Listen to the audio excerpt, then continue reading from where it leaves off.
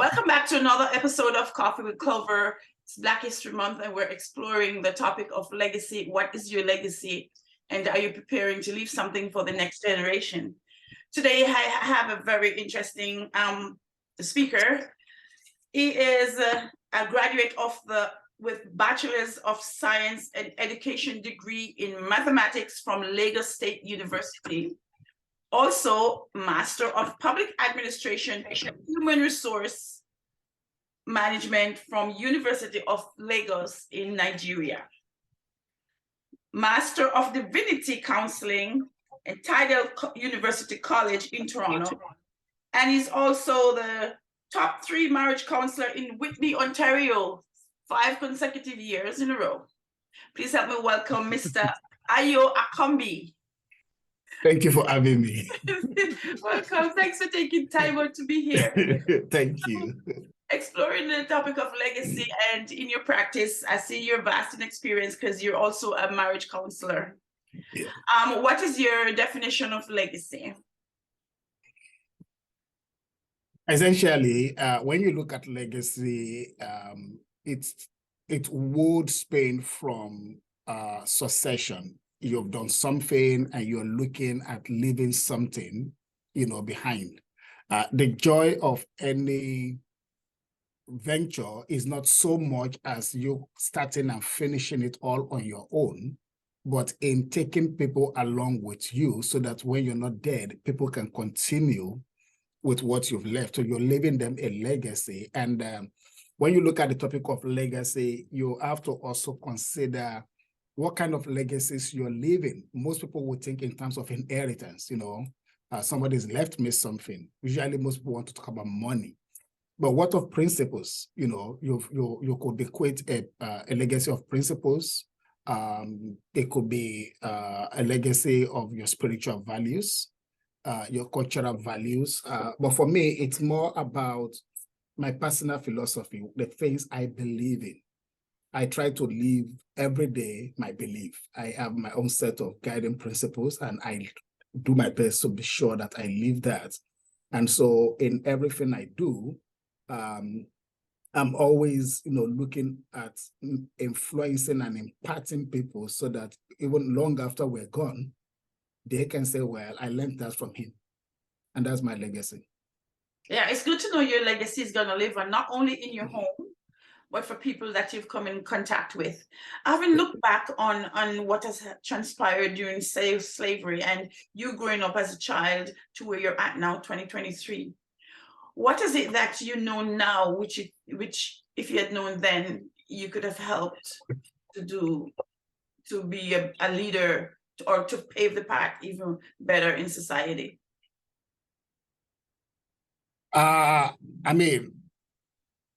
Humbly, I would say I've always kind of had leadership qualities, even when I wasn't looking for it, right? I've always, one thing that's always come to me naturally is the ability to not just empathize with people, but also the ability to work with them and encourage people through, difficult times. And I believe that in a way, we're all shining stars, right? Yeah, some stars are going to shine more than others, but in my way, I would say and I can give a lot of examples, and a lot of people will really readily, agree with that. I've always tried to, like I said, leave an impact behind, right? I personally believe that we're all here for a reason, right? And so if you come into my life or our path cross, sooner or later, we're going to find that reason. So for example, the first time we met, I probably would not remember until I saw an email, but obviously something struck you about me. And that's why we're having this conversation today. So for me, it's always an opportunity to represent myself in a way that kind of tells somebody something. So I believe in integrity of character, right? So yeah, I wouldn't know what to do differently because, like I said, I've always, found myself in ways where I've been able to influence other people. Do you think we have it's on us to break the generational stigmas so that we leave a legacy and have our loved ones focus on what we're leaving, and them too try to break the stigmas. How do you think we can go about that? As somebody who work in the field where I'm always dealing with, trauma, so in understanding or in unraveling, generational stigmas, right, we also have to look at the wound. I think the key is, how do we heal individually and as a people? And we first have to realize that it starts with me. Right. If you want to see a change, you have to be the change. And I'm never looking. I think it's John Wesley that says, give me 10 people and I will change the world. Right. So if I can make that change within myself and I can impart 10 people, right, and those people are going to go out there and impart 10 other people, just like what you're doing, just like what I'm doing. Right. We're not looking for a large crowd, but in a way, we're reaching a large crowd as it is. Right. So yes, it's on each of us to put in the efforts. But more than that is, we also have to understand our own, and it goes back to that same word, cultural heritage. What's your cultural heritage beyond this stigma? Who are you beyond this stigma? Where are you from? What do you stand for? So for me, for example, I'm proudly a Yoruba man, right? And even among the Yoruba nation, I can go back to my roots in Ibadan, right? And so in talking about that, I know the history of my people. A people without a past are a people without a future. I know the history of my people, right? The good, the bad.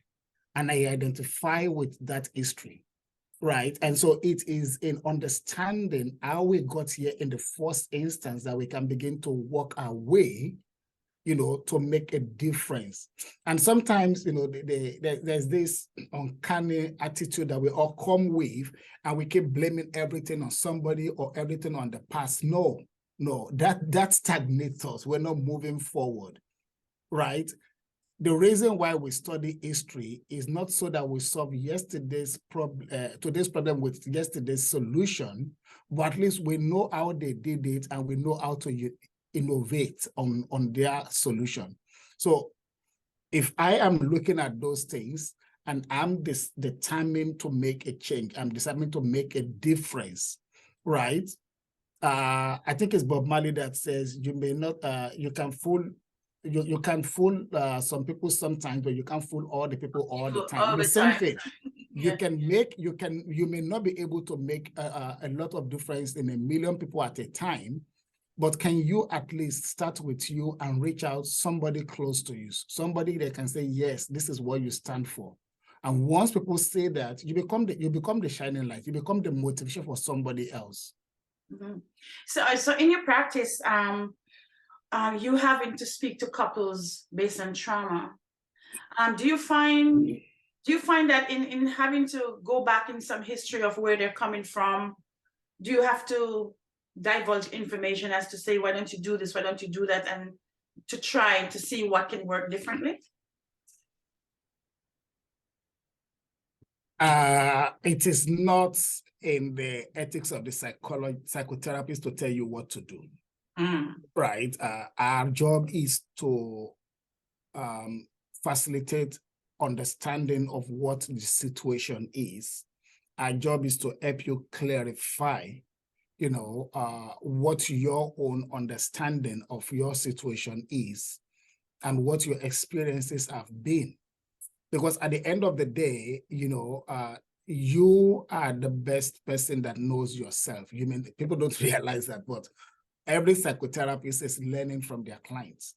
So it is a dual relationship there, because I'm learning from you and you're teaching me about you, you're teaching me about your culture, you're teaching me your values, right? So all I'm doing there is to help you make the connection.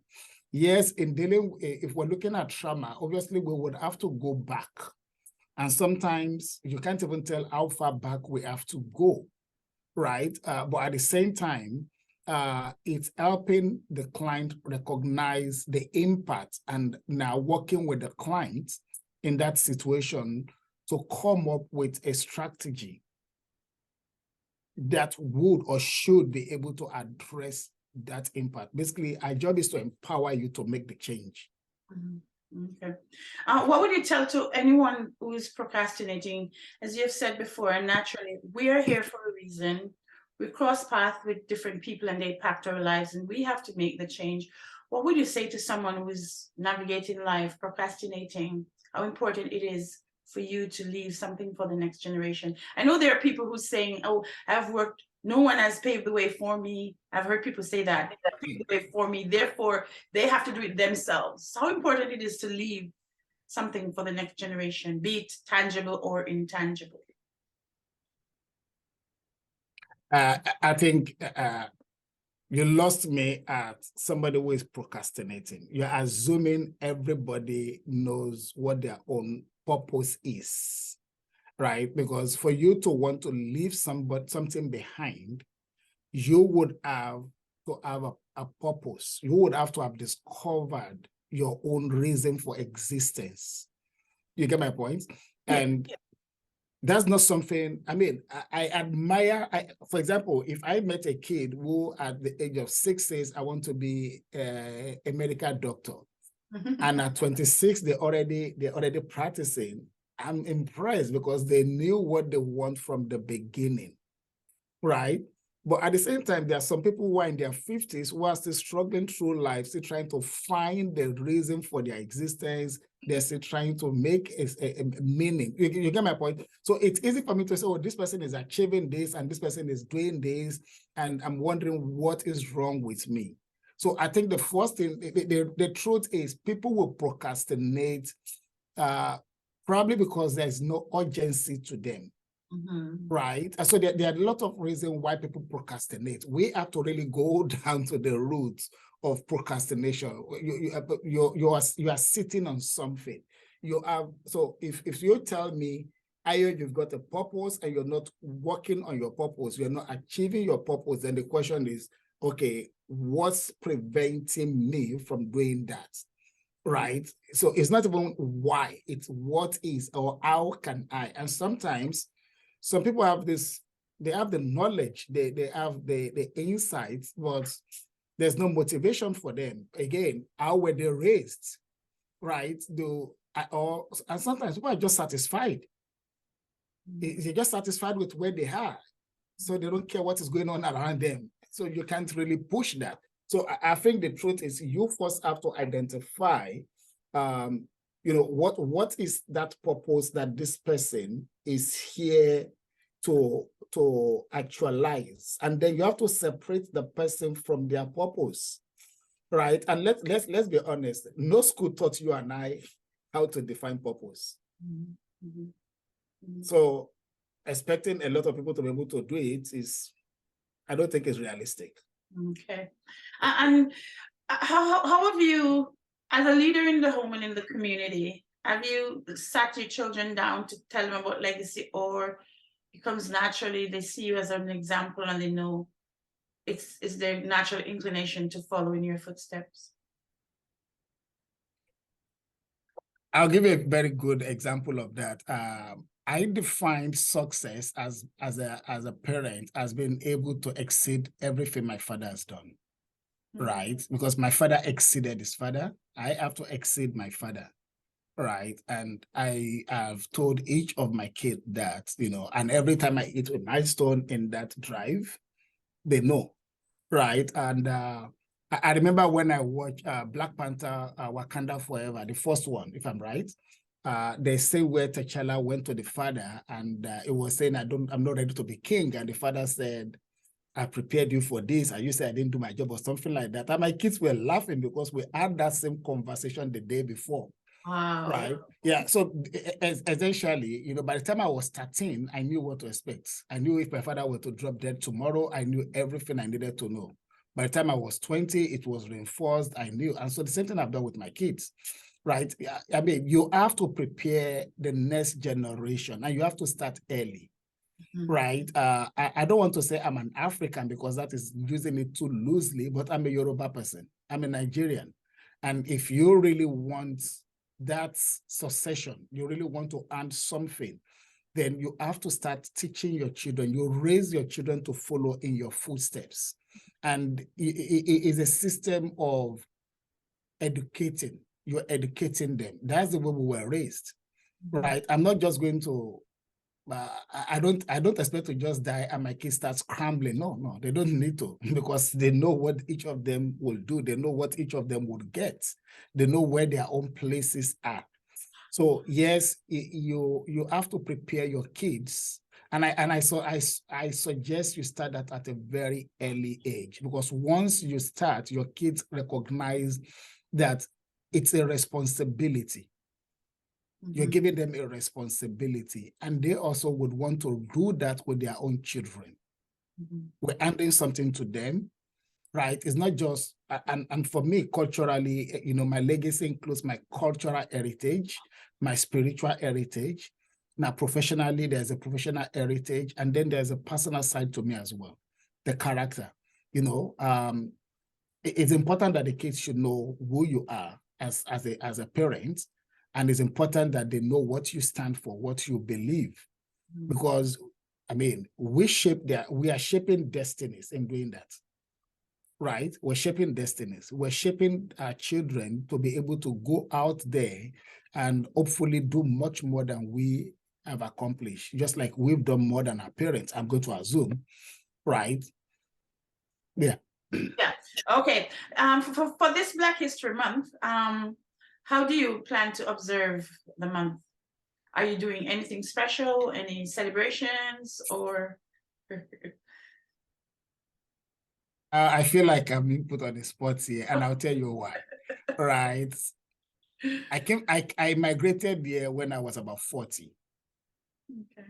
You get my point? Right. I come from a country, I'm not sure if this is the exact figure, but I can tell you that we're over 200 million people.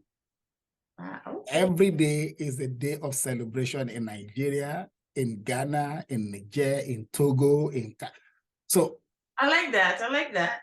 So you see, I mean, and this is the truth for me, right? I look at the heritage that have been handed. I look at the history of my people. I understand the whole concept of diaspora. I understand the whole concept of emancipation and all of that. But honestly, that's not my story. You understand what I'm saying? If I go back to if you and I go back to Nigeria right now, or we walk anywhere or along the West African sub-region, nobody will look at you differently. I remember coming here and you're driving or you're walking on the street, another Black person looks at you and they greet you. You do that back home, they think something is wrong with you. So, but at the same time, I'm respectful and I'm sensitive to the plight of other people. But I also just wonder, why do we really need a month of celebrating ourselves when we can do that every day? You get my point? We have a beautiful legacy. We have a beautiful heritage. We have a beautiful culture. We can do, for example, in Ife, for example, the sacrifices are 365 days of the year, right? So that's people celebrating something 365 days of the year. So I honestly, well, maybe if the white will have their own white month, White History Month, the Jews will have their own Jewish History Month, the Spanish will have their own. Yeah, I think we should do that like the zodiac sign. Let all of us have history months. I think probably what it is, if we're not living on our own land, like you grew up in your natural habitat, if we're not living on our own land, we are a part of someone else's culture. So therefore, we are given this month to celebrate what we have. Yes, in our everyday lives, in our homes, we do celebrate. We live the way we are ought to. But then this time we embrace. I disagree. I disagree with that. I disagree with that. Okay. Canada is not a white man's land. The US is not a white man's land. I will not have an Aboriginal People's Month. Okay. Okay. You know what I'm saying? You don't just come into my house, take over my house, and now begin to apportion what you like to everyone that you like, and then you ignore me. No, that doesn't work. It doesn't work that way. So if we're going to really celebrate it, then we should actually, because again, you're right, we are in a foreign land. The language of the people that will live in their land has been seriously subjugated. Their culture has been seriously subjugated. And we're not talking about these people, but we're trying to look at every other culture. We're trying to celebrate every other person. And yet we claim we live on these people's land, we respect these treaties. I don't see all of those being lived out on a daily basis. And that's again, like I said, I come from a place where I have an idea of what segregation is in a different form. Because we wouldn't call it that the way it is called here. I have an idea of what nationalities are, what ethnicities are, but again, my view, my perspective is way different here. So I can understand if we need, maybe as immigrants, we are still looking at ourselves as immigrants, but then all of us are immigrants here. Yeah. You know what I'm saying? So it's kind of, I don't know, I think it kind of just reinforces a stereotype in us to continue to do this. That's my view. I understand we can celebrate our accomplishments. We can celebrate, every good thing that we've come into. And I'm grateful. I am appreciative of this beautiful land, this beautiful country. You get my point? Right. But at the same time, we have, just like you said, we need to break out of this stigma. And I think Black History Month is one way we're actually reinforcing those stigmas. Because we're not treating the wounds of those stigmas. Right. They're wounds. We're wounding people every day when we do this. And those needs, those invisible wounds of oppression needs to be treated. And it's not just through affirmative action, it's really having the political consciousness to be able to rise to do that. And it's through enlightenment and empowerment. Right, through enlightenment. It should be 365 days of celebrating the human race because we're all one people. Yeah. I agree with you. Yeah. Any final thoughts on legacy for the audience? For me, it's just important that you're true to who you are, because that's what's going to count at the end of the day. And you remember that everything you do, somebody's watching you. Definitely. Yeah, somebody's looking at you, somebody's learning from you, you are somebody's inspiration, right? And if you live life with that knowledge that you, in your own way, are an inspiration to somebody. It could be a child, it could be an adult, it could be anyone, right? Irrespective of where they are coming from. You're leaving the legacy behind. And I just would encourage that people do that with intention, intentionally encourage the next person that comes your way in your own way. Somebody said, be the light, or be the person you want to be, or be the light you want to be. But I just want to say, whatever the circumstances, if it's not working for you, create one, because other people will draw inspiration from what you've done. And that will be your own legacy. That's important. Be a light because people are watching. Okay, yeah. Any final thoughts? Eventually, that would be it. Thank you for having me. Yeah, I thank you for such informative information, and I learned a lot today based on your culture back in Nigeria. I really learned a lot. Thank you so much for coming on and trying to impart the meaning of legacy to the audience. And that's it for this portion of Coffee Clover Legacy with Mr. Ayoa. Sorry, Akombi. Mr. Akombi. We'll have more episodes coming up. Thank you for watching. Thank you very much.